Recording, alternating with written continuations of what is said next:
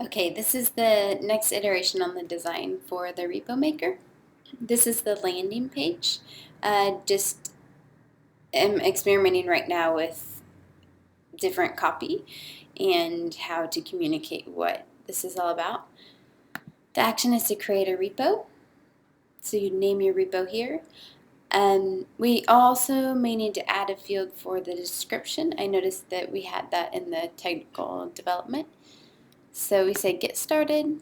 This is the empty state of the repo. So the first thing that you're going to do is upload a file.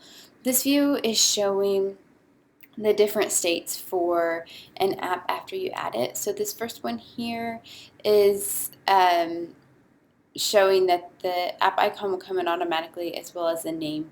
But it's an easy way for the user to add a quick description here and to add a category. So this next view here is showing what it looks like once they've added a description but haven't added a category. And this view is showing once they have added a description and category. It also shows how you edit the app once that information is in.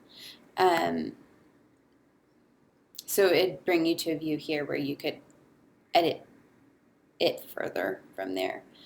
I'm going to close out. Our menu up here gives us options for sharing the repo. So the case here is for sharing it with other people, so sharing the link, or adding it directly to the phone. So if I'm creating this repo and have my phone right next to me and I want to add it, go ahead and add it. I could do it easily from here. Or I could send links to my friends to go ahead and share it that way. The Facebook, Twitter, and email, these are they're somewhat temporary. If we get to integrating that, great. If not, then we'll take them out.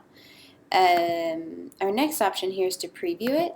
So this is going to show you what it looks like on the website that you get for having a repo. So this is something that can be integrated into an organization's website, and this is what it would look like. There are still some things that probably need to be added to the screen, but I'm going to close my preview and go back to my editing view. This last option is the settings. These are the settings for the repo itself. It's going to give a bunch of information about the repo, and then more importantly, the user has 3 actions they can do from this view. One is to change where it's stored, or to set up where it's stored if they haven't done that.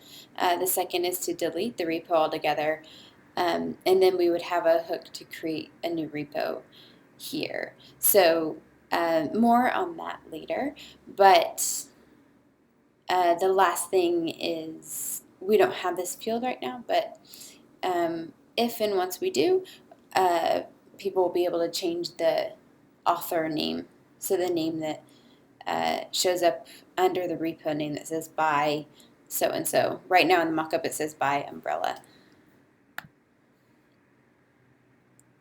And that is it.